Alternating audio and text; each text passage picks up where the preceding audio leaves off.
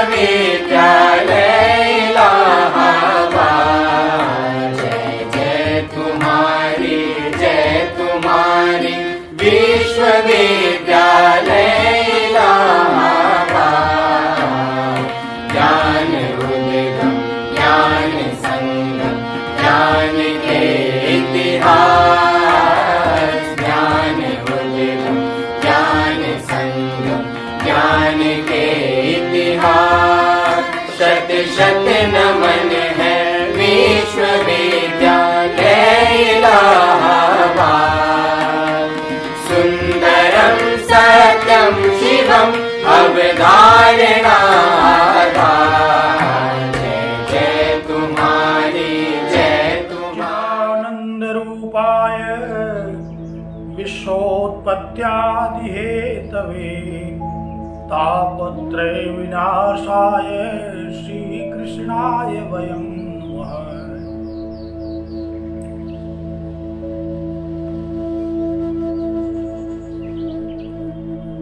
सच्चिदानंद रूपाय विश्वोत्पत्त्यादि Hathaway तापत्रय विनाशाय श्री कृष्णाय वयं नमः।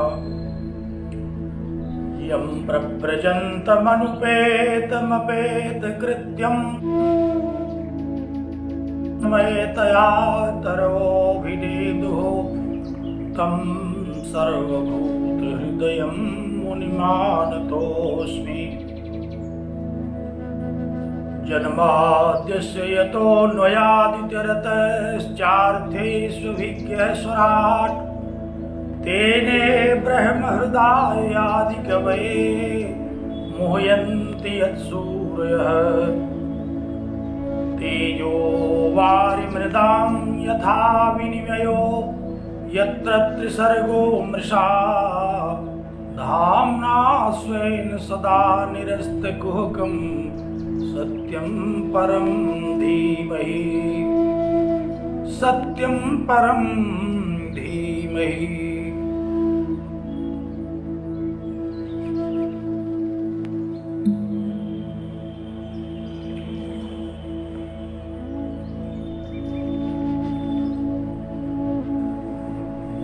अपनी ज्ञान परंपरा के द्वारा अखिल विश्व को दीप्यमान करने वाले महिमा मंडित गौरवशाली इलाहाबाद विश्वविद्यालय प्रयागराज के संस्कृत विभागीय परास्नातक उत्तरार्ध के प्रिय छात्रों छात्राओं पूर्व छात्रों और वेदांतानुरागी सज्जनों, ब्रह्मसूत्र शांकर भाष्य के तृतीय सूत्र पर चर्चा करते हुए हम लोग आज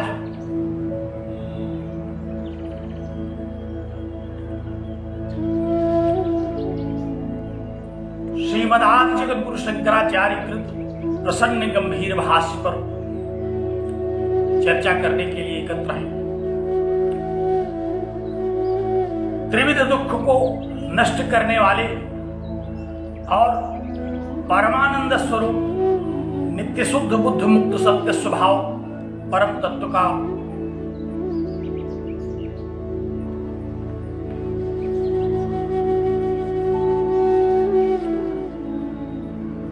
इस महनीय शास्त्र का अध्ययन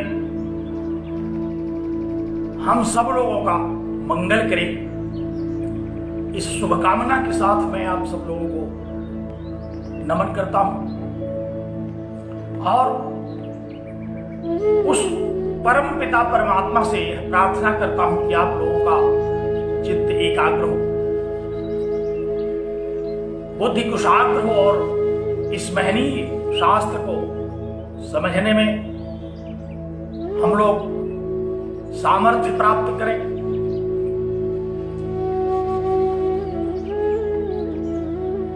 हम लोग अध्ययन कर रहे थे तृतीय सूत्र का शास्त्र योनित्वात्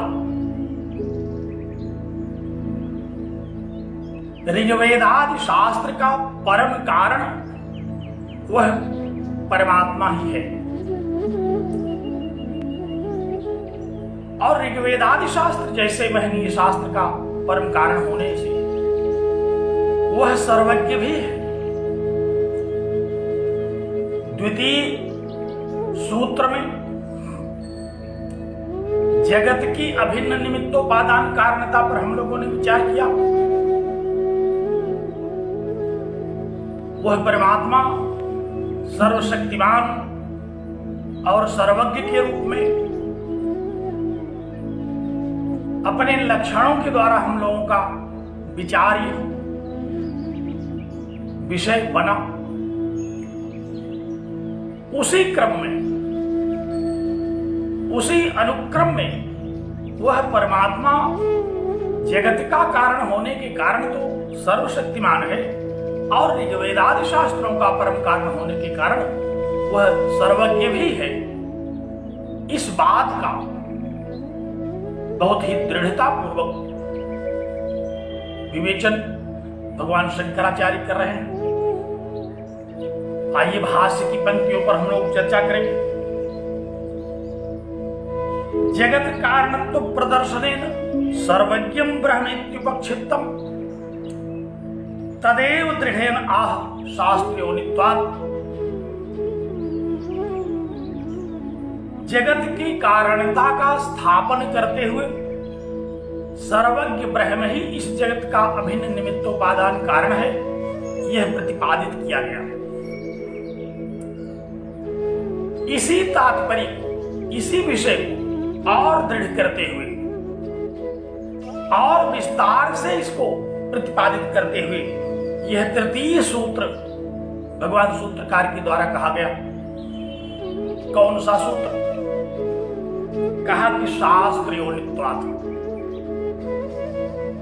मैंने शास्त्रयोनित्वात् इस सूत्र का शब्दार्थ आप लोगों को अवगत कराया था। शास्त्रस्य योनिः इति शास्त्रयोनिः तस्य भावः शास्त्रयोनित्वम् तस्मात् शास्त्रयोनित्वात्। और मैंने यह भी बताया था कि यहां शास्त्र शब्द से क्या तात्पर्य है तथा योनि शब्द का क्या अभिप्राय है। शास्त्र का कारण योनि शब्द का अर्थ यहां भाष्यकार ने क्या ग्रहण किया? कारण। इस सूत्र का दो प्रकार से व्याख्यान होगा। पहले हम भाष्यानुसारी व्याख्यान आरंभ करते हैं। पहला व्याख्यान क्या कहा भाष्यकार ने?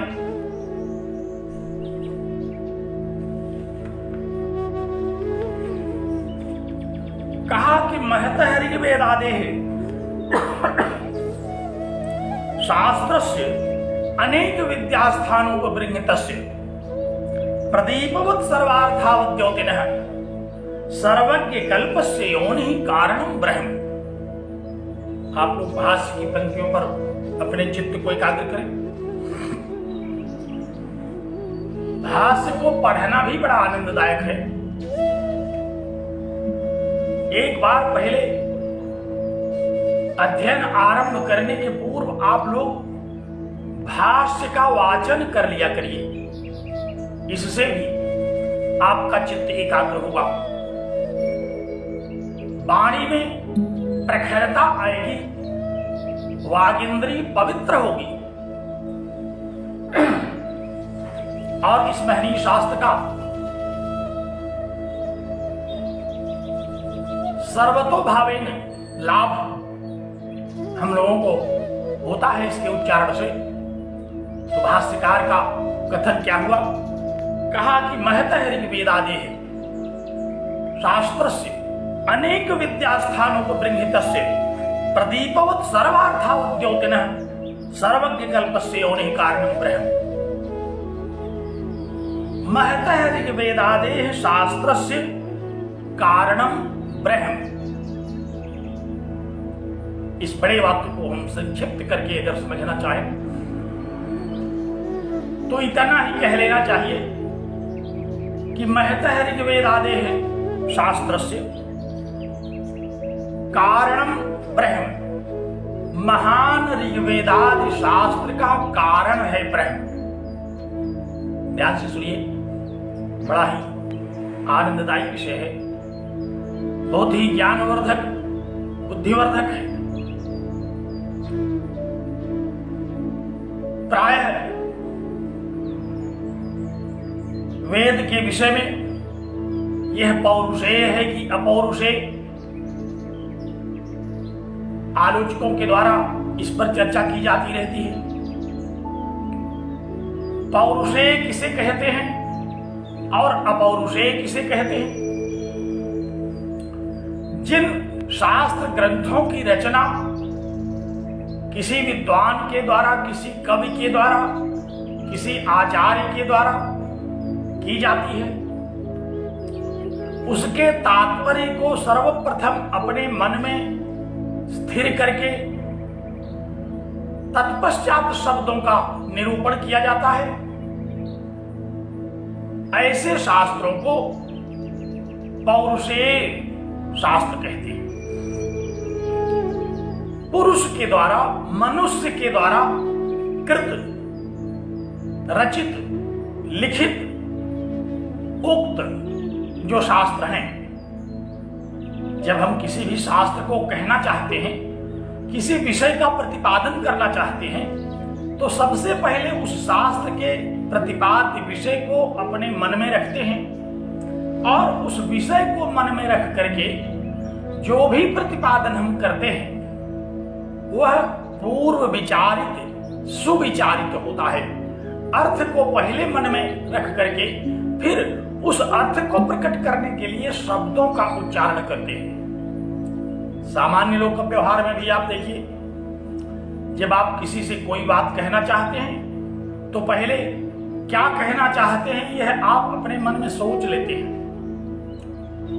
अच्छा वाक्य कहना चाहते हैं कि प्रिय वाक्य कहना चाहते हैं कि कटु वाक्य कहना चाहते हैं कि दुर्वचन कहना चाहते हैं, जो भी आप कहना चाहते हैं पहले आप उसको अपने मन में निर्धारित कर लेते हैं कि हमें कहना क्या है, और उसी आशय को व्यक्त करने के लिए, उसी को प्रकट करने के लिए फिर हम शब्दों का चयन करते हैं और उसी का प्रदर्शन कर देते हैं, उसी का कथन कर देते हैं, अभिव्यक्त करते हैं उन शब्दों के द्वारा उस तात्पर्य को जो पूर्व निर्धारित है हमारे मन में। तो इसी प्रकार से कवियों के द्वारा, महाकवियों के द्वारा किसी भी कथा वस्तु का पहले तो अपने मन में निरूपण कर लिया जाता है और फिर उस वस्तु का प्रतिपादन करने के लिए, उस कथा वस्तु का प्रतिपादन करने के लिए वह जिस भी किसी काव्य ग्रंथ, शास्त्र ग्रंथ का प्रणयन करता है, ऐसे शास्त्रों को हम लोग कहते हैं कि यह पौरुषेय है। पुरुष के द्वारा अध्ययन करने के उपरांत, विचार करने के बाद, कथा वस्तु का निर्धारण करने के पश्चात वह उसको व्यक्त करता है। तो क्या ऋग्वेद आदि शास्त्र भी इसी तरह के शास्त्र हैं, इसी तरह की रचनाएं हैं? एक पक्ष तो यह है जो इसी बात को मानता है कि आचार्यों ने, ऋषियों ने वेदों की रचना की, जैसे सभी पौरुषेय शास्त्र उसी तरह से वेद भी। लेकिन मीमांसा का अपना क्या अभिप्राय है, हम लोगों का अपना क्या अभिप्राय है? पूर्व मीमांसा, उत्तर मीमांसा, आस्तिक दर्शन, ये सब इस बात को मानते हैं कि ऋग्वेदादि शास्त्र ये पौरुषेय नहीं है, ये उस परम तत्व परमात्मा के द्वारा कहे गए हैं। श्रुतियों ने भी कहा, बृहदारण्यक उपनिषद की श्रुति कहती है कि तस्य निःश्वसितम एतद् ऋग्वेदः, उस परमात्मा का निःश्वास है यह ऋग्वेदादि शास्त्र। उस परमात्मा के श्वास प्रश्वास के रूप में यह ऋग्वेदादि शास्त्र व्यक्त हुआ। अब आप कहेंगे कि श्वास प्रश्वास के द्वारा कैसे होता है? आप स्वयं विचार कर सकते हैं। हम लोग जब आप लोग बोलते हैं तो यह बोलना क्या है? यह केवल श्वास प्रश्वास ही तो है। श्वास में हम लोग क्या करते हैं? वायु का आदान प्रदान करते हैं, वायु को वाग इंद्री के द्वारा संयमित करते हैं और फिर जिह्वा, ताल, दंत, ओष्ठ आदि उच्चारण स्थानों के द्वारा उसी वायु को हम लोग, जैसे हम लोग बांसुरी बजाने वाले को देखते हैं। बांसुरी बजाने वाला क्या करता है? वह केवल उसमें वायु को प्रक्षेपित ही तो करता है और फिर उंगलियों के द्वारा वह उसको संगीतबद्ध कर देता है। और इसी प्रकार तो बांसुरी वादन होता है। तो श्वास प्रश्वास बोलने को ही कहते हैं। एक संक्षिप्त वाक्य के द्वारा अगर हम कहें तो जो भी हम बोल रहे हैं, अगर किसी से कहिए कि आप अपनी श्वास बंद करके बोलिए, तो क्या यह संभव है? श्वास बंद करके बोला नहीं जा सकता। जैसे ही हम बोलना आरंभ करेंगे, श्वास का आगमन और निर्गमन होने लगेगा। उसी तरह से ये ऋग्वेदादि शास्त्र भी अनायास बिना किसी परिश्रम के उस परमात्मा के द्वारा अभिव्यक्त किए जाते हैं। बृहदारण्यक उपनिषद क्या कह रहा है कि तस्य निःश्वसितम एतद् ऋग्वेदः, यह जो ऋग्वेद, यजुर्वेद, सामवेद, अथर्ववेद आदि वैदिक संहिताएं हैं, ये सब उस परम तत्व परमात्मा के ही श्वास प्रश्वास है। इसलिए पौरुषेय नहीं है, बल्कि इनको हम अपौरुषेय कहते हैं। ये नित्य है। अब देखिए, यहां पौरुषेय और अपौरुषेय शब्द भी सापेक्ष है। जब हम ऋग्वेद के पुरुष सूक्त का ध्यान करते हैं, उस पुरुष सूक्त में जिस पुरुष की चर्चा की गई है, जो परम पुरुष है, वह परम तत्व का परमात्मा का ही स्वरूप है। अगर आप पुरुष शब्द का तात्पर्य ऋग्वेदादि शास्त्र में वर्णित पुरुष सूक्त में वर्णित उस पुरुष को समझते हैं, तब तो आप कह सकते हैं कि हाँ, ऋग्वेदादि पौरुषेय हैं, क्योंकि पुरुष से हमारा तात्पर्य ही वह परम पुरुष है। लेकिन यदि आप पुरुष शब्द से सांसारिक व्यक्ति का ग्रहण करते हैं, तो फिर वह अपौरुषेय है। इन दोनों का निर्धारण हम लोग कर लेते हैं।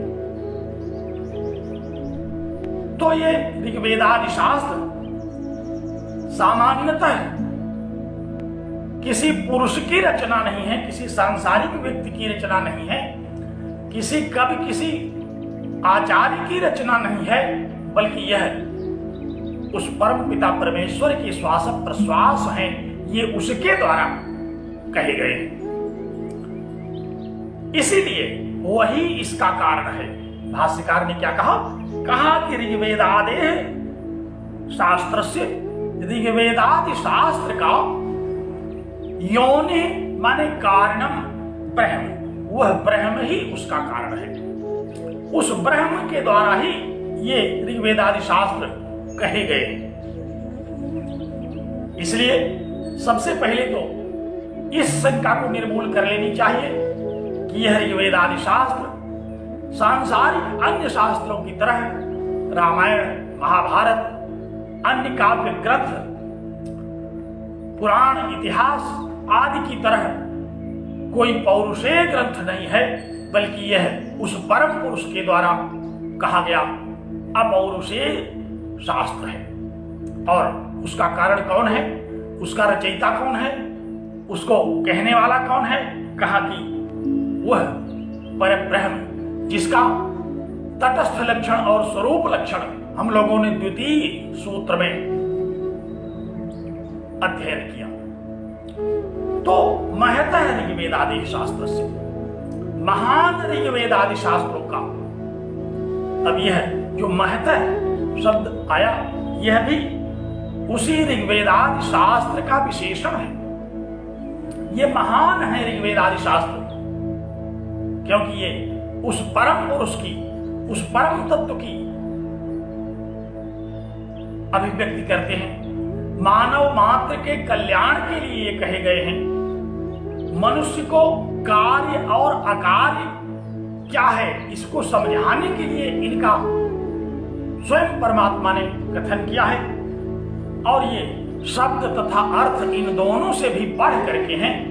इन ऋग्वेद आदि शास्त्रों को किसी शब्द के द्वारा अथवा किसी अर्थ विशेष में सीमित नहीं किया जा सकता। ये असीम अर्थ रखने वाले महान शब्द और अर्थ के रूप में प्रकट शास्त्र है। तो महतः ऋग्वेद आदि शास्त्र से ये महान ऋग्वेद आदि शास्त्र जो है, क्योंकि जब कोई सामान्य आचार्य, सामान्य कवि कोई रचना करता है तो मैंने बताया कि पहले वह अर्थ को विचार करता है, फिर शब्द देता है। लेकिन यहां यह तो उस परम तत्व के द्वारा कहा गया शब्द है, अर्थ इसका अनुकरण करता है। उत्तरराम चरितम की वह आरंभिक पंक्ति आपको स्मरण होगी, ऋषि नाम पुनराद्यानाम वाचम अर्थोनुधावती। जो ऋषि हैं इनके वाचम अर्थोनुधावती, जो ऋषि हैं, जो महर्षि हैं, उनकी वाणी का अर्थ अनुगमन करता है। और जो लौकिका नाम है, साधु नाम, जो लौकिक लोग हैं वे अर्थ का अनुगमन करते हैं। तो एक तो शब्द का अनुगमन कर रहा है अर्थ, और दूसरी जगह अर्थ का अनुगमन कर रहा है शब्द। तो जो पौरुषेय शास्त्र है वहां तो अर्थों का अनुगमन शब्द करता है, लेकिन जो अपौरुषेय, जो परम पुरुष प्रणीत शास्त्र है वहां शब्दों का अनुगमन करता है अर्थ। तो इसलिए महान है ये ऋग्वेद आदि शास्त्र। और कैसे हैं ये ऋग्वेद आदि शास्त्र? कहा कि अनेक विद्यास्थानोपबृंहितस्य, अनेक विद्यास्थानों के द्वारा इनका उपबृंहण किया जाता है। ध्यान से सुनिए, एक एक शब्द की हम लोग चर्चा करेंगे, क्योंकि परीक्षा में हम लोगों के यह भाष्य भी पूछ लिया जाता है। इसकी व्याख्या करने के लिए हम विवश किए जाते हैं। तो कैसे हैं ये ऋग्वेद आदि शास्त्र? कहा कि अनेक विद्यास्थानोपबृंहितस्य, अनेक विद्यास्थानों के द्वारा इनका उपबृंहण किया जाता है। अनेक शास्त्रों के द्वारा इनकी व्याख्या की जाती है। उपबृंहण माने विस्तार करना। वेदों में जो विषय प्रतिपादित हैं सामान्यतः वो सामान्य लोगों की समझ में आने वाले नहीं हैं। उनको समझने के लिए अनेक शास्त्रों का आश्रय लेना पड़ता है हमें। इसीलिए कहा कि अनेक विद्यास्थान, विद्यास्थान माने शास्त्र। शास्त्र कैसा स्थान है? शास्त्र विद्याओं का स्थान है। किसी शास्त्र में कोई न कोई विद्या वर्णित होती है। तो कहा कि अनेक शास्त्रों के द्वारा उपबृंहित, अनेक शास्त्रों के द्वारा निरूपित, अनेक शास्त्रों के द्वारा विस्तारित, अनेक शास्त्रों के द्वारा व्याख्यायित है ये ऋग्वेद आदि शास्त्र। अनेक विद्यास्थानों को बृंहितस्य, अनेक शास्त्रों के द्वारा। और शास्त्र किसे कहते हैं? हम लोगों ने बड़े विस्तार से शास्त्र का विचार किया पूर्व वक्तव्य में। जो मनुष्य के हित साधन के लिए होते हैं, जो मनुष्य को परम पुरुषार्थ की प्राप्ति कराने वाले होते हैं, उन्हें हम शास्त्र कहते हैं। तो जितने भी शास्त्र हैं वे सारे के सारे शास्त्र क्या करते हैं, ये मनुष्य के कल्याण के लिए मनुष्य को किसी कार्य विशेष में प्रवृत्त और किसी कार्य विशेष से निवृत्त करते हैं, इसलिए इन्हें शास्त्र कहा जाता है। ये हित साधक शास्त्र हैं। तो अनेक विद्यास्थानों प्रणीतस्य, अनेक शास्त्रों के द्वारा, अनेक विद्यास्थानों के द्वारा इनका विशदीकरण किया गया, इनको व्याख्यायित किया गया। ऐसे ये महान ऋग्वेद आदि शास्त्र हैं। देखिए भाष्यकार के कहने का आशय क्या है। भाष्यकार ये कहना चाहते हैं कि वेदों में जो उक्त तथ्य हैं ये सूक्ष्म हैं, ये गूढ़ हैं, ये रहस्यात्मक हैं, गंभीर हैं। इनको समझने के लिए हमें जब तक अन्य शास्त्रों का आश्रय न मिलेगा तब तक हम इनको समझ नहीं पाएंगे। जैसे कोई वाक्य समझना होता है तो हम लोग शब्दकोश का आश्रय लेते हैं, शब्दों को समझ करके फिर वाक्य को समझते हैं। उसी तरह से इन वेदों में वर्णित जो तथ्य हैं, जो यज्ञ, जो ब्रह्म, जो ज्ञान कांड, जो कर्म कांड, इन सब का जो विवेचन किया गया है उसको समझने के लिए हम अनेक शास्त्रों का सहारा लेते हैं। अनेक शास्त्रों की उपयोगिता है इसको समझने में, ये उपयोगी होते हैं अनेक शास्त्र। कौन से हैं अनेक शास्त्र? मैंने संक्षेप में बताया था कि 14 शास्त्रों की चर्चा की जाती है जो वेदों के व्याख्यान ग्रंथ हैं।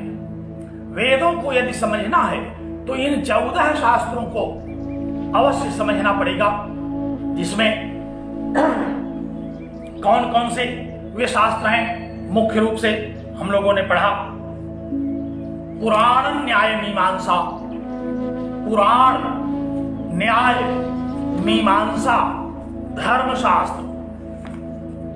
कितने हो गए? 4 हो गए। पुराण किसे कहते हैं? आप सब लोग जानते हैं कि पुराण किसे कहते हैं। सर्गस्य प्रतिसर्गस्य वंशो मनंतराणि च पंचलक्षण पुराणम, 5 लक्षणों वाला पुराण कहा गया। और इसका वर्ण विषय क्या है? सृष्टि, प्रलय, वंश, मनवंतर आदि जो वेदों में संक्षिप्त रूप में कहे गए और उनको समझाने के लिए भगवान व्यास ने 18 पुराणों की रचना की। अनेक उप पुराणों की रचना की गई। ये पुराण क्या करते हैं?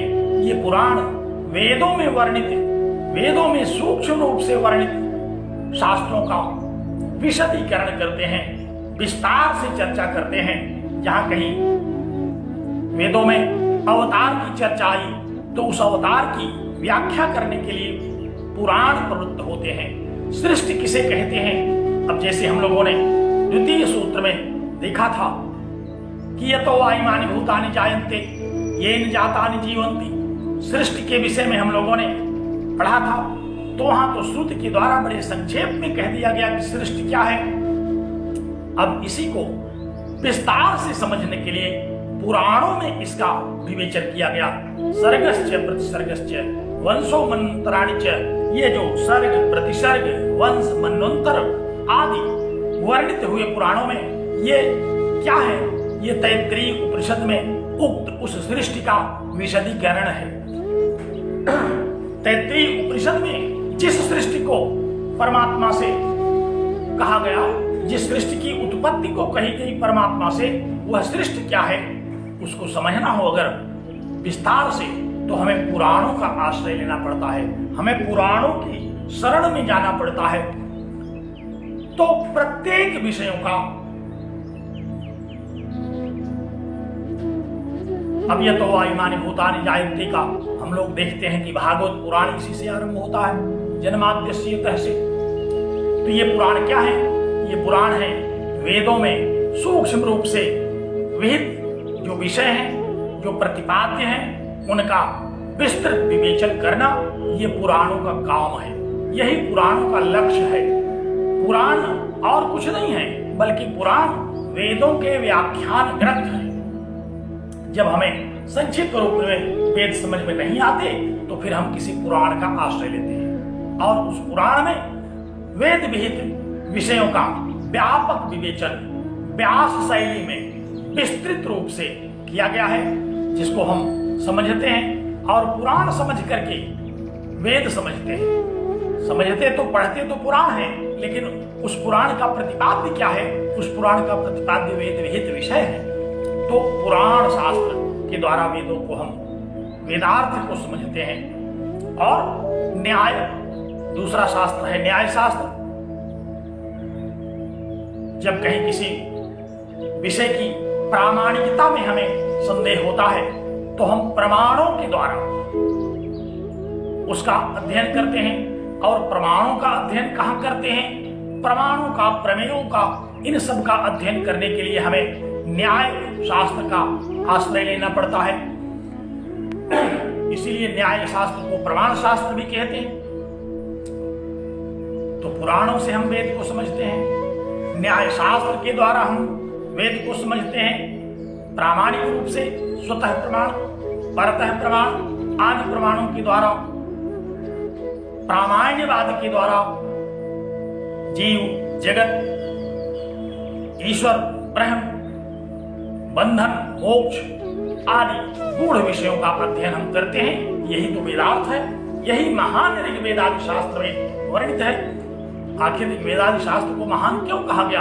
क्योंकि उसमें अणोरणीयान महतो महियान विषय का निरूपण है। तो पुराण, न्याय, मीमांसा, जहां कहीं वेदों के प्रमाण और प्रमेय आदि विषयों में हमें संशय होता है, उसका निरूपण करना, उसका निर्धारण करना मीमांसा शास्त्र का कार्य है, वाक्य शास्त्र का कार्य है। मीमांसा के द्वारा यज्ञ विषयक, ब्रह्म विषयक निरूपण किया गया। तो यह शास्त्र भी वेदार्थ को समझाता है। पुराण ने भी वेदार्थ को समझाया, न्याय ने भी वेदार्थ को ही समझाया और मीमांसा तो वेद का ही निरूपण कर रहा है। तो पुराण, न्याय, मीमांसा, धर्मशास्त्र। ये धर्मशास्त्र क्या है? धर्मशास्त्र भी वेद विहित धर्मों का निरूपण करते हैं विस्तार से। जहां हमें कर्मकांड की विस्तृत व्याख्या की आवश्यकता होती है, हम धर्मशास्त्रों का आश्रय लेते हैं। ये जो चार शास्त्र कहे गए, पुराण, न्याय, मीमांसा, धर्मशास्त्र, ये वेदार्थ को समझाने के लिए हैं और इनको समझने से वेद के प्रतिपाद्य विषय का हम विस्तार से अवगाहन करते हैं। तो 14 शास्त्रों में 4 शास्त्रों की चर्चा हुई। शेष 6 शास्त्र कौन से हैं? जो 6 वेदांग कहे गए, शिक्षा, कल्प, व्याकरण, निरुक्त, ज्योतिष आदि जो वेदांग है। एक एक वेदांग का क्या कार्य है आप लोग जानते हैं। शिक्षा से हम उच्चारण आदि, वर्ण इत्यादि का अध्ययन करते हैं। तो निरुक्त के विवेचन के समय हमने वेदांगों की विस्तृत व्याख्या की थी। बताया था वहां की शिक्षा का क्या कार्य है। व्याकरण क्या है?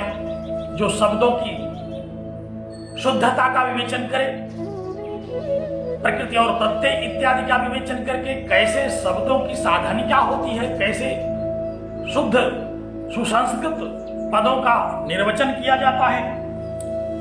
इसके लिए हम व्याकरण शास्त्र का अध्ययन करते हैं। व्याकरण मुखम स्मृतम, वेद रूपी पुरुष का मुख कहा गया व्याकरण। तो ऐसे महनीय वेदांग हैं शिक्षा, कल्प,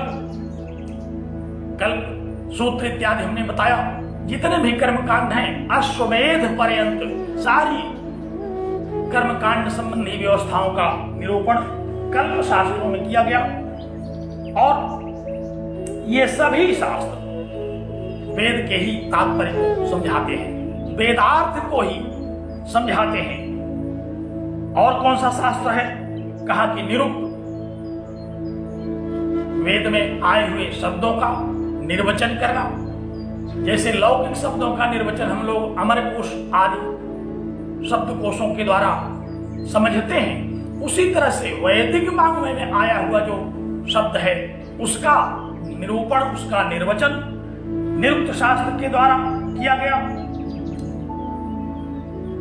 तथा छंद और ज्योतिष, गायत्री इत्यादि जो प्रमुख छंद हैं जिनमें वेदों की रचना की गई,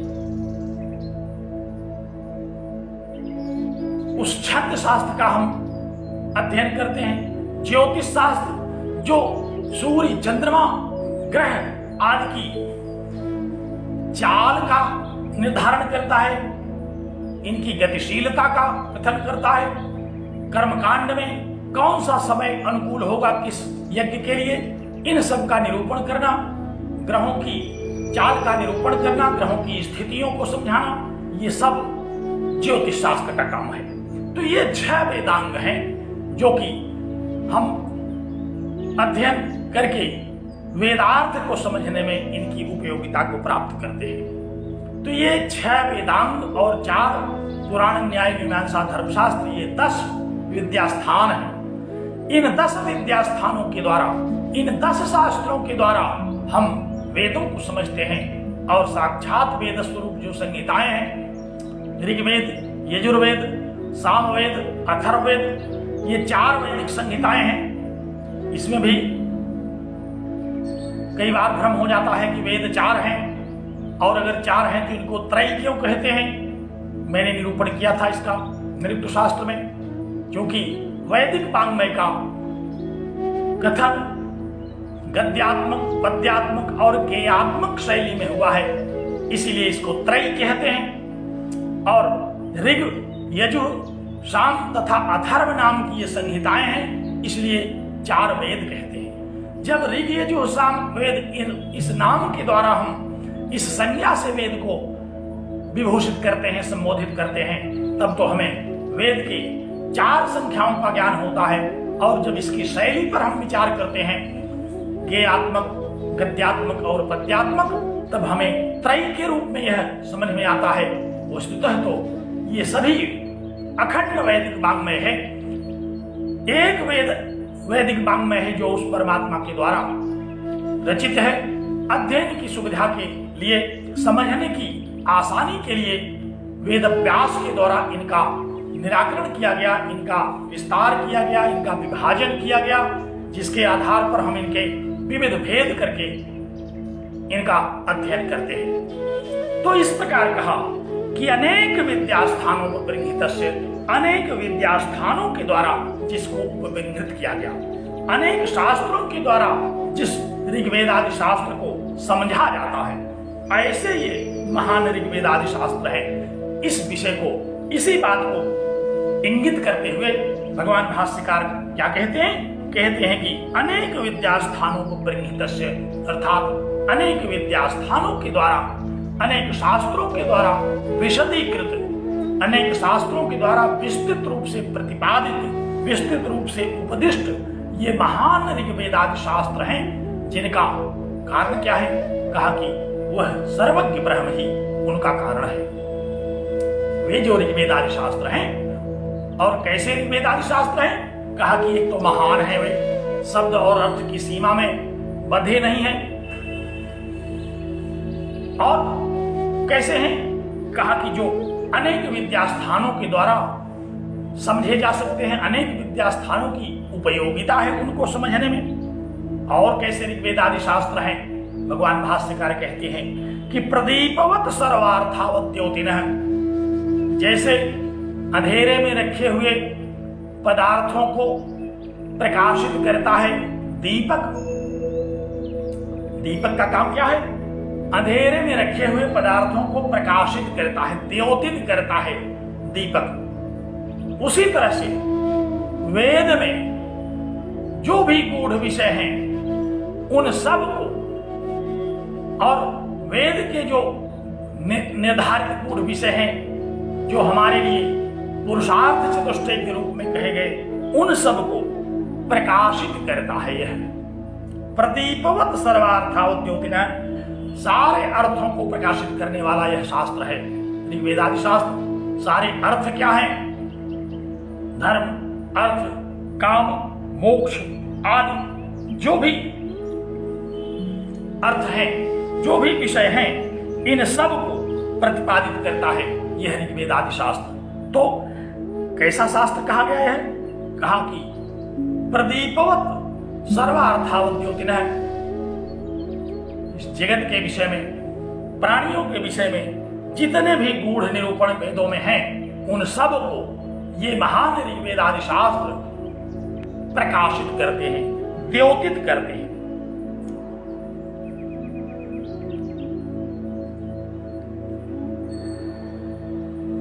ऐसे ऋग्वेदादि शास्त्रों का योनि, कारण, निमित्त कारण और उपादान कारण, दोनों, योनि शब्द का तात्पर्य यहां क्या कि वेद का यही निमित्त कारण भी है, उपादान कारण भी है। कौन? वह सर्वज्ञ ब्रह्म। और एक शब्द भाष्यकार ने प्रयुक्त किया, कहा कि सर्वज्ञ कल्पस्य, सर्वज्ञ कल्प है ये ऋग्वेदादि शास्त्र। अर्थात ऋग्वेदादि शास्त्रों में सारा ज्ञान निरूपित कर दिया गया है। ऋग्वेदादि शास्त्रों के अतिरिक्त और कुछ ज्ञेय नहीं है, इसलिए सब कुछ इन्हीं ऋग्वेदादि शास्त्रों में है। ये ऋग्वेदादि शास्त्र जो हैं, ये सर्वज्ञ कल्प हैं, अर्थात सर्वज्ञ की तरह कल्प प्रत्यय है, लगभग सर्वज्ञ है।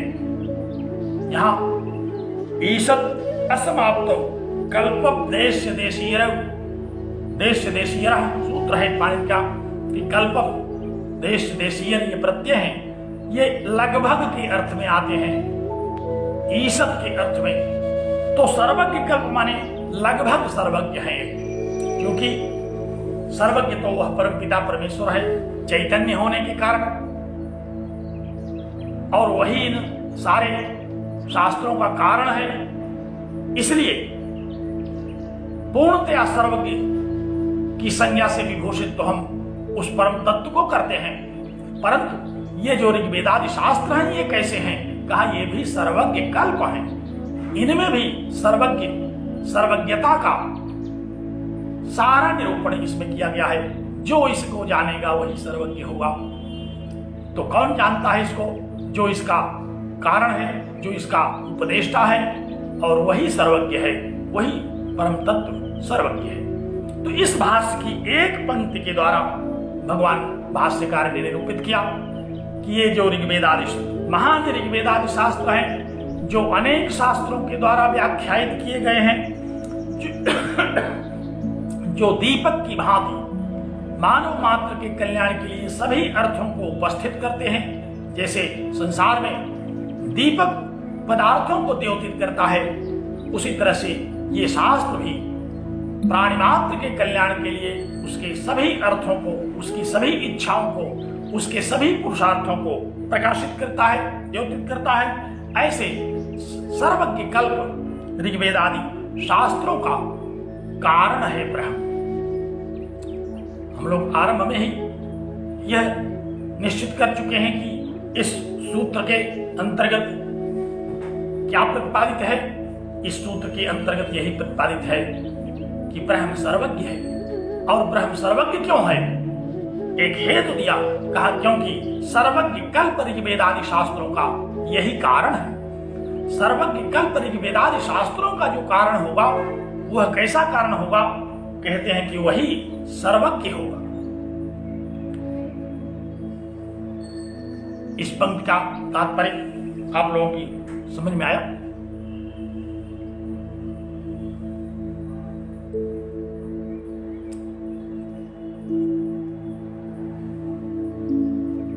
अब यहां यह एक संदेह उठ सकता है किसी के मन में कि इस प्रकार के ऋग्वेदादि शास्त्रों का जो कारण है वह सर्वज्ञ क्यों होगा?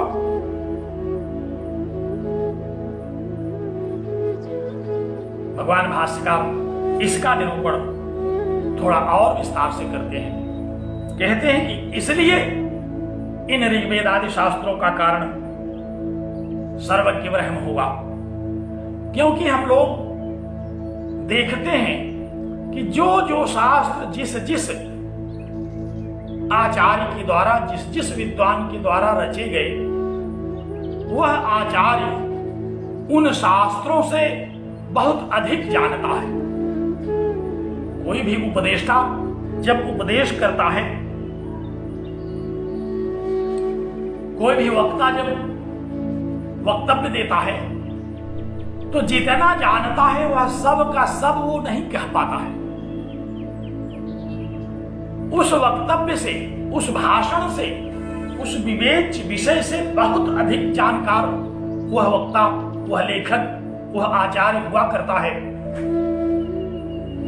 जो उसके द्वारा कहा और लिखा जाता है। यथा व्याकरण आदि, कहा कि जैसे व्याकरण आदि शास्त्रों को ही आप ले लीजिए, तो भगवान महर्षि पाणिनि ने व्याकरण शास्त्र की रचना की। जितना विशाल व्याकरण शास्त्र रचा गया, क्या महर्षि पाणिनि उतना ही जानते थे? नहीं, उससे बहुत अधिक जानते रहे होंगे। ये अनुमान वाक्य है कि यथा व्याकरण आदि पाणिन्यादि ये शास्त्रम, जैसे व्याकरण इत्यादि पाणिनि आदि आचार्यों के द्वारा लिखा गया, तो वे आचार्य उस शास्त्र के द्वारा प्रतिपादित जो विषय है उससे बहुत अधिक जानते हैं। यदि यदि विस्तरार्थम शास्त्रम यस्मात् पुरुष विशेषात् संभवति, जो जो विस्तृत शास्त्र जिस जिस पुरुष विशेष के द्वारा उत्पन्न होते हैं, स ततोप्यधिकतर विज्ञानवान इति प्रसिद्धम लोके, कहा कि लोक में यह प्रसिद्ध है कि जो जो शास्त्र जिस जिस आचार्य से निर्गत होते हैं, वे आचार्य उन शास्त्रों से न जाने कितना अधिक जानते हैं। ध्यान से सुनिए क्या कहा, अनुमान वाक्य यहां बता दिया। कहा कि यदि यदि विस्तरार्थम शास्त्रम, जो जो विस्तृत शास्त्र हैं, छोटे मोटे शास्त्रों की बात ही छोड़ दीजिए, जो विस्तृत शास्त्र हैं, जो अगाध शास्त्र हैं, ऐसे शास्त्र भी जिन जिन आचार्यों के द्वारा लिखे गए, जैसे महर्षि वाल्मीकि ने श्रीमद् रामायण की रचना की, तो क्या जितना जानते थे उन्होंने कुल रामायण में लिख दिया? नहीं, उस रामायण से न जाने कितना ज्यादा वो जानते हैं। भगवान व्यास ने 18 पुराणों की रचना की, तो क्या उतना ही जानते थे? नहीं, जितना पुराणों में वर्णित है उससे न जाने कितने अधिक ज्ञान उनमें निहित है। तो ये अनुमान वाक्य है कि यदि यदि विस्तरार्थम शास्त्रम, जो जो बड़े बड़े विस्तृत शास्त्र हैं, वे यत यत पुरुष विशेषात् संभवति, जिस जिस किसी पुरुष विशेष से संभव होते हैं, पैदा होते हैं, स पुरुष विशेषा, वह पुरुष विशेष, वह आचार्य, ततोप्यधिकतर विज्ञानवान, उस शास्त्र से अधिकतर ज्यादा जानकार होते हैं। यह तो हम लोक में देखते हैं, ये तो हम संसार में देखते हैं। कोई भी ज्ञानी को उपदेश दे रहा है, तो जितना उपदेश दे रहा है उससे बहुत अधिक जानता है वह। उसी तरह से ये जो प्रदीपोत्सर्गार्थावद्योतिनः ऋग्वेद आदि शास्त्र हैं, इनसे न जाने कितना अधिक वह परमात्मा जानता होगा, क्योंकि ऐसे शास्त्र सर्वज्ञ के अतिरिक्त किसी अन्य से उत्पन्न नहीं हो सकते। जब छोटे मोटे शास्त्र बड़े बड़े ज्ञानियों के द्वारा उत्पन्न होते हैं, तो ये ऋग्वेद आदि शास्त्र, भगवान भाष्यकार कहते हैं, देखिए कहा कि नहीं ईदृशस्य शास्त्रस्य ऋग्वेदादि लक्षणस्य सर्वज्ञ गुणान्वितस्य सर्वज्ञादन्यतः संभवोस्ति, सर्वज्ञाद अन्यतः न संभवोस्ति। ये ऋग्वेदादि शास्त्र सर्वज्ञ के अलावा उस सर्वज्ञ पर ब्रह्म के अतिरिक्त किसी अन्य कारण से उत्पन्न ही नहीं हो सकते, उत्पत्ति ही नहीं हो सकती इनकी। नहीं ईदृशस्य शास्त्रस्य, इस प्रकार के शास्त्र, किस प्रकार के? कहा ऋग्वेदादि लक्षण से, ऋग्वेदादि लक्षण वाले पहले वाक्य के द्वारा जिनका लक्षण किया गया कि महान ऋग्वेदादि शास्त्र कैसे हैं, पहले वाक्य में हम लोगों ने इनका निरूपण किया कि अनेक विद्यास्थानों के द्वारा व्याख्यायित किए जाने वाले प्रदीपवत समस्त अर्थों को प्रकाशित करने वाले सर्वज्ञ कल्प जो ऋग्वेद आदि शास्त्र हैं, ईदृशस्य शास्त्र से, इस प्रकार के शास्त्र का सर्वज्ञ गुणान्वित से, सर्वज्ञ गुण से युक्त किसी शक्ति के अतिरिक्त, और वह शक्ति कौन है? कहा कि सर्वज्ञ।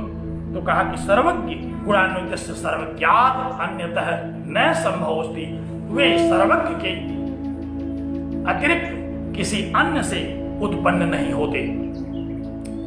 देखिए, मैं संक्षेप में आपको इस सूत्र के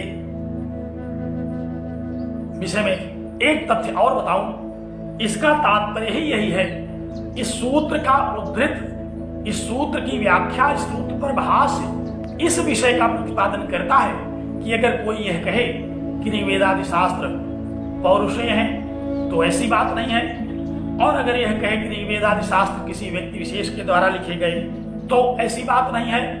क्यों नहीं है? कहा कि क्योंकि जैसे व्याकरण शास्त्र हैं, छंद शास्त्र इत्यादि, निरुक्त आदि शास्त्र, ये सब किसी न किसी आचार्य के द्वारा लिखे गए और वे आचार्य इन शास्त्रों से बहुत अधिक जानकार होते हैं, उसी तरह से ये जो महान ऋग्वेद आदि शास्त्र हैं, ये जिससे उत्पन्न हुए, वे इन सर्वज्ञ कल्प ऋग्वेद आदि शास्त्रों से बहुत अधिक जानकार हैं। और एक शब्द में कहा जाए तो वह ऋग्वेद आदि शास्त्र का जो कारण है वह सर्वज्ञ के अतिरिक्त और कुछ नहीं हो सकता। इसी बात को इस वाक्य में भगवान भाष्यकार ने समझाया।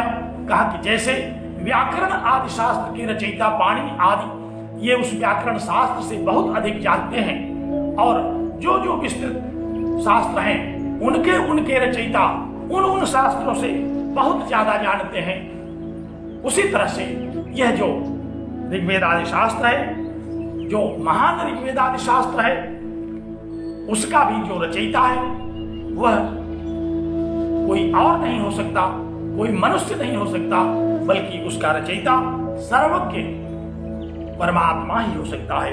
कहा कि सर्वज्ञ के अतिरिक्त कोई दूसरा हो ही नहीं सकता। सर्वज्ञ सर्वज्ञाद अन्यतः न संभव ऋग्वेदादि शास्त्र। कहा कि ऋग्वेदादि शास्त्र सर्वज्ञ के अतिरिक्त और किसी से उत्पन्न ही नहीं हो सकते। इसी बात का यहाँ कथन किया गया और कहा गया कि जब व्याकरण इत्यादि शास्त्र के ज्ञाता महर्षि पाणिनि आदि हमारे लिए बहुत बड़े ज्ञानी प्रतीत होते हैं, तो फिर इस वेद के रचयिता, इस वेद के उपदेष्टा जो सर्वज्ञ परम तत्व परमात्मा है, उनके विषय में कहना ही क्या है, अर्थात वह तो साक्षात सर्वज्ञ हैं। इसी बात का निरूपण अब इस पंक्ति के द्वारा भगवान भाष्यकार कहते हैं। ध्यान से देखिए, कहा कि जब हम लोग लोक में देखते हैं कि व्याकरण इत्यादि शास्त्रों के आचार्य उस शास्त्र से बहुत अधिक जानते हैं, इति प्रसिद्धम लोके, ऐसा लोक में प्रसिद्ध है। अपनी अपनी दृष्टि आप लोग भाष्य की पंक्ति पर लगाए रहिए, क्योंकि मैं भाष्य पर लटका हूं। भाष्य के एक एक पद पर हमारी दृष्टि है, हम एक भी पद को छोड़ना नहीं चाहते बिना उसके विषय में भाष्यकार के अनुसार किए गए निरूपण के। तो आप भी भाष्य के एक एक पद पर निगाह लगाए रहिए। जहां कहीं कोई शब्द हमसे छूट जाए, कोई शब्द स्खलित हो जाए, हमें अवश्य सूचित करें। तो कहा कि जब यह बात लोक में प्रसिद्ध है कि जो शास्त्र जिस आचार्य से उत्पन्न होता है वह आचार्य उस शास्त्र की तुलना में बहुत अधिक जानता है, तो फिर किमुत वक्तव्यम,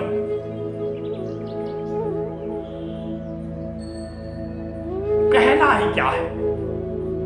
किमुत वक्तव्यम तस्य ब्रह्मण विषय, फिर उस पर ब्रह्म के विषय में, उसकी सर्वज्ञता के विषय में तो कहना ही क्या है। कहना ही क्या है, कुछ नहीं कहना है। कहना ही क्या है का तात्पर्य क्या हुआ? कहना ही क्या है का तात्पर्य यह है कि कुछ कहा ही नहीं जा सकता, इतना ही पर्याप्त है उधर संकेत करने के लिए कि जब व्याकरणादि शास्त्रों के ज्ञाता इतने बड़े ज्ञानी हैं तो ऋग्वेदादि शास्त्रों के ज्ञाता सर्वज्ञ के अतिरिक्त कोई और हो ही नहीं सकता। इस बात का कथन कहना ही क्या है से इंगित कर दे रहे हैं। कहते हैं किमुत वक्तव्यम। हम लोग व्यवहार में भी देखते हैं जब कोई बात बड़ी विशिष्ट होती है तो कहते हैं ना कि इसके विषय में तो कहना ही क्या है, अर्थात बहुत कहना है, इतना कहना है कि कहा ही नहीं जा सकता। तो जो कहा ही नहीं जा सकता, बहुत सारे ऐसे विषय हैं। कहीं आप भोजन कर रहे हो, अब कोई पूछे कि खीर का स्वाद क्या है, तो आप क्या बताएंगे? जो कुछ आप टूटे फूटे शब्दों में बताएंगे वो खीर का स्वाद नहीं है। आप यही कहेंगे वहां कि अरे इसके स्वाद के विषय में तो कहना है क्या है। इतने से ही श्रोता समझ जाता है कि आप कहना क्या चाहते हैं। गुड़ की मिठास के विषय में कोई पूछे कि कैसा है, मीठा है, कितना है, तो आप क्या कहेंगे? कितना मीठा है। आप यही कहेंगे विवश होकर के कि अरे इसकी मिठास के विषय में पूछिए मत, इसकी मिठास का तो कहना ही क्या, अर्थात कहा ही नहीं जा सकता। इसका वर्णन शब्दों के द्वारा नहीं किया जा सकता। शब्द और अर्थ की सीमा के बाहर है ये वक्तव्य।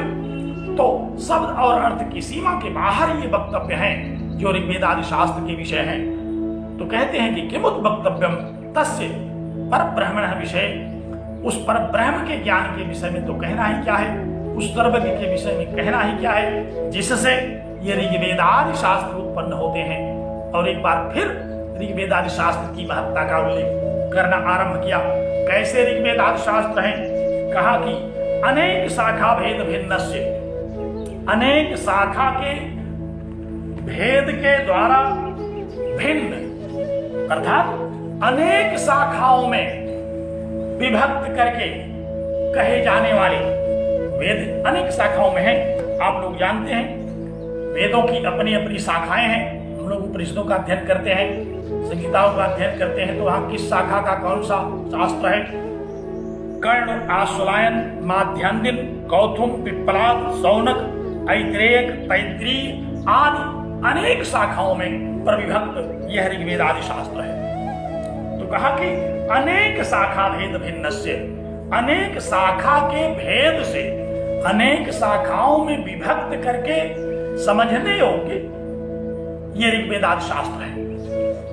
ये ऋग्वेद आदि शास्त्र कोई संक्षिप्त शास्त्र नहीं है, बल्कि अनेक शाखाओं में विभक्त करके इस विशाल वाङ्मय का अध्ययन किया जाता है। तो अनेक शाखा भेद भिन्न से, अनेक शाखाओं के विभाजन के द्वारा भिन्न भिन्न अलग अलग वैदिक वाङ्मय की चर्चा होती है, जिनमें क्या लिखा गया है?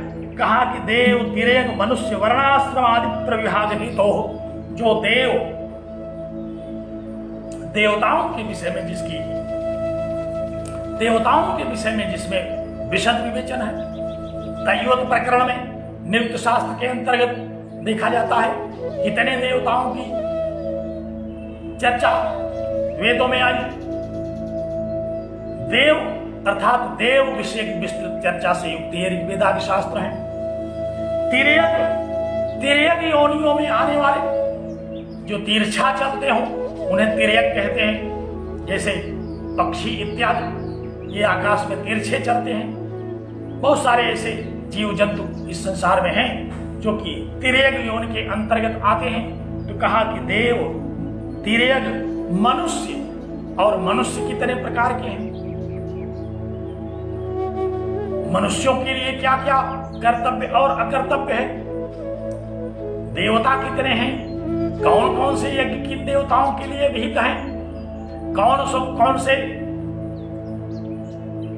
फल किस देवता के यज्ञ से प्राप्त होते हैं, कितने प्रकार की तिर्यक योनियां हैं, और वर्णाश्रम वर्ण व्यवस्था। भगवद गीता में हम लोगों ने चातुर्वर्ण्यम मया सृष्टम गुण कर्म विभागशः, वहां वर्णाश्रम व्यवस्था की चर्चा आती है। आप लोग भारतीय संस्कृति के अंतर्गत वर्ण व्यवस्था, आश्रम व्यवस्था, संस्कार आदि शास्त्रों का विस्तृत अध्ययन कर चुके हैं। केवल संकेत मात्र यहां भाष्यकार कह रहे हैं कि देव, तिर्यक, मनुष्य, वर्णाश्रम वर्ण और आश्रम व्यवस्था, ब्रह्मचर्य, गृहस्थ, वानप्रस्थ, संन्यास। अब ब्रह्मचर्य आश्रम क्या है, वानप्रस्थ क्या है, गृहस्थ क्या है, संन्यास किसे कहते हैं, इन सारे विषयों में बड़े विस्तार से वैदिक वाङ्मय में विवेचन आया है। देवता विषयक विवेचन, तिर्यक विषयक, मनुष्य विषयक, वर्ण विषयक, आश्रम विषयक आदि प्रविभाग हेतु आदि जो प्रकृष्ट विभाग किए गए, आदि जो विशेष विविध विभाग किए गए, उनका जो विवेचन करने वाले ऋग्वेद आदि शास्त्र है। कैसे शास्त्र है? कहा कि इनके विषय में तो कहना ही क्या, कहा ही नहीं जा सकता। क्या विस्तृत तात्पर्य है? कहा कि देव, तिर्यक, मनुष्य, वर्णाश्रमादि विभाग हेतु तो ऋग्वेदाख्य से, जो ऋग्वेदादि नाम से कहे जाते हैं, ऋग्वेदादि आख्य से माने ऋग्वेदादि नाम से वर्णित, ऋग्वेद इत्यादि नाम से संबोधित किए जाने वाले जो शास्त्र हैं। और सर्वज्ञानाकर से कहा कि जो समस्त ज्ञान के आकर हैं। जैसे कोई एक शास्त्र ग्रंथ होता है तो हम कहते हैं कि ये इस शास्त्र का आकर ग्रंथ है। साहित्य वाले अपने कई शास्त्रों को आकर ग्रंथ कहा करते हैं, व्याकरण के आकर ग्रंथ, दर्शन के आकर ग्रंथ। और यहाँ तो ये ऋग्वेदादि शास्त्र कैसे हैं? कहा कि सर्वज्ञान आकर, समस्त ज्ञानों के आकर ग्रंथ हैं। और ऐसे आकर ग्रंथों का उद्भव, ऐसे आकर ग्रंथों की उत्पत्ति अप्रयत्न नहीं हो, बिना किसी प्रयत्न के, लीला न्यायन, लीला की तरह। जैसे कोई लीला करे, हंसी मजाक कर दे, कोई हम लोग बिना किसी प्रयास के कोई खेल करें, तो कहा कि ऐसे ये पुरुष निश्वासवत, जैसे मनुष्य श्वास लेता है, श्वास लेने में हम लोग कोई बल नहीं लगाते, श्वास लेने के लिए हमें कोई योजना नहीं बनानी पड़ती, ये स्वतः श्वास का निर्गमन आगमन होता रहता है। उसी तरह से ये सारे के सारे ऋग्वेदादि शास्त्र उस परमात्मा से निकलते हैं, उस परमात्मा से उत्पन्न होते हैं। तो कहते हैं कि इस प्रकार के ये जो शास्त्र हैं, पुरुष निश्वासवत, जैसे हम लोग श्वास लेते हैं उसी प्रकार से उत्पन्न हुए। यस्माद् महतो भूतादियों ने संभव, जिस महान भूत से, जिस महान परमात्मा से निकलते हैं, तस्य विषय किमुत वक्तव्यम, उसके विषय में तो कहना है क्या है। जब हम लोग एक शास्त्र के विषय में कुछ कहते हैं और वह बहुत विस्तृत होता है, तो इस सर्वज्ञ कल्प ऋग्वेद आदि शास्त्र के रचयिता के विषय में तो कहना ही क्या है। किसी ने पूछा कि कहाँ लिखा है कि इसका रचयिता परमात्मा है? कहते हैं, श्रुति का उदाहरण दिया, कहा कि अस्य महतो भूतस्य निश्वसितम एतद् ऋग्वेद इत्यादि श्रुते। कहा कि इत्यादि श्रुतियां हैं, ऐसी अनेक श्रुतियां हैं जो इस बात को कहती हैं। क्या कहती हैं? कि अस्य महतो भूतस्य निश्वसितम एतद् ऋग्वेद, इस महान परमात्मा का श्वास प्रश्वास है ये ऋग्वेदादि शास्त्र। ये ऋग्वेदादि शास्त्र उस परमात्मा का श्वास प्रश्वास है। ऐसा इसने कहा, ऐसा वेद स्वयं कह रहा है। जिससे जो उत्पन्न हो रहा है वही कह रहा है। हम लोग जिससे उत्पन्न हुए हैं अपने माता पिता का नाम स्वयं बताते हैं। उसी तरह से ये जो सर्वज्ञ कल्प ऋग्वेदादि शास्त्र हैं, ये भी अपने पिता का नाम स्वयं बता रहे हैं। कौन है उनका पिता? कहा कि अस्य महतो भूतस्य निश्वसितम एतद् ऋग्वेद, वह बृहदारण्यक ही कह रहा है कि हम वैदिक वाङ्मय उस परम तत्व परमात्मा जो सर्वशक्तिमान और सर्वज्ञ है, उससे ही उत्पन्न होते हैं। हम उसी के श्वास प्रश्वास हैं। उस परमात्मा के श्वास प्रश्वास में ये वेद रचते हैं, वेद बसते हैं। तो तस्य महतो भूतस्य निरतिशयम सर्वज्ञत्वम सर्वशक्तिमत्वम च, कहा कि उस महान परमात्मा के निरतिशय ज्ञान का, उसकी निरतिशय सर्वज्ञता का, उसकी निरतिशय सर्वशक्तिमत्ता का कथन तो कहना ही क्या है, उसके विषय में तो कहा ही नहीं जा सकता कुछ।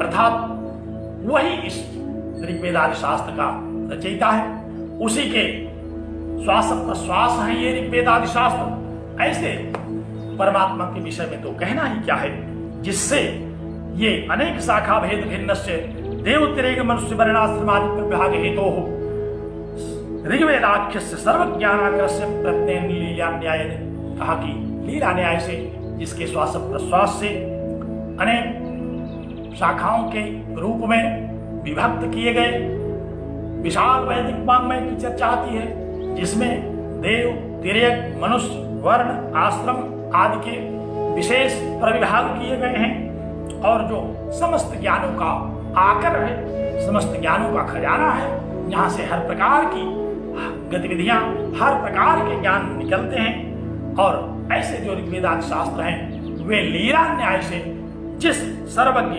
सर्वशक्तिमान परमात्मा से निकलते हैं, उसके विषय में तो कहना ही क्या है। तो इस प्रकार शास्त्र ये जो सूत्र है, इसने क्या प्रतिपादित किया? इसने कहा कि शास्त्र से योनि कारणम ब्रह्म।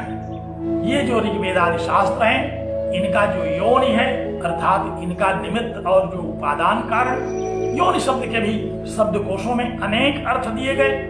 यहाँ जो तात्पर्य हम लोगों के लिए ग्राह्य है वह यही कि किस कारण से ये उत्पन्न हुए। योनि शब्द का तात्पर्य शरीर भी होता है, जैसे हम लोग देखते हैं, कहते हैं मनुष्य योनि में है, पशु योनि है, तिर्यक योनि है।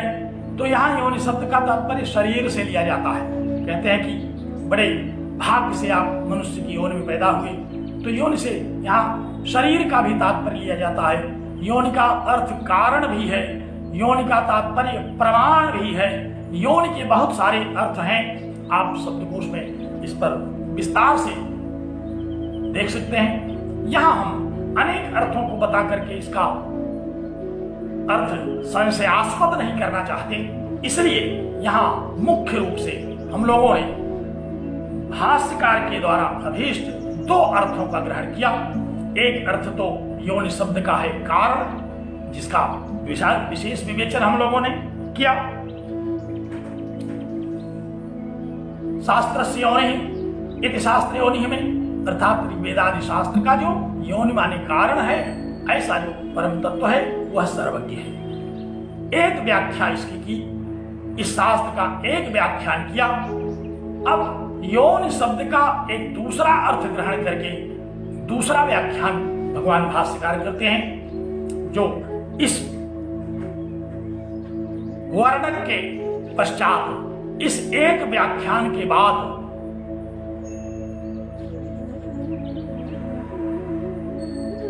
किया जाएगा। उस व्याख्यान को मैं कल करूंगा। आज आप एक व्याख्यान को ठीक से आपने सुना, समझा, इसका अध्ययन कर लीजिए, इसको हृदयंगम करिए। जब इस एक व्याख्यान को आप समझ चुकेंगे, तो जो इस सूत्र का जो दूसरा व्याख्यान है उस पर मैं जब कल चर्चा करूंगा, तो आप उसको और अच्छा से और विस्तृत रूप से और पूर्ण रूप से समझेंगे। आज का यह जो व्याख्यान है वह योनि शब्द के एक अर्थ पर आधारित है, और सूत्र का जो तात्पर्य है कि इस ऋग्वेद आदि शास्त्र का परम कारण है वह ब्रह्म, इसलिए वह सर्वज्ञ है। उसकी क्षमता, उसके ज्ञान, उसकी सर्वज्ञता के विषय में कुछ कहा ही नहीं जा सकता। ऐसा वह परमात्मा है, वह इस ऋग्वेद आदि शास्त्र का भी कारण है। जैसे वह जगत का कारण है, उसी तरह से ये ऋग्वेद आदि शास्त्र का भी कारण है। तो इन्हीं शब्दों के साथ में आज इस व्याख्यान को पूर्ण करता हूं। आप लोगों को बहुत धन्यवाद, बहुत साधुवाद, बड़ा आनंद आया। आप लोगों को जहां जहां संदेह हो आप मुझे लिख करके भेजिए, मैं उस पर कल चर्चा के साथ प्रकाश डालूंगा। यथासंभव चेष्टा करूंगा कि आपकी शंकाओं का उन्मूलन हो सके। इन्हीं शब्दों के साथ आप लोगों को बहुत बहुत धन्यवाद। नमस्कार।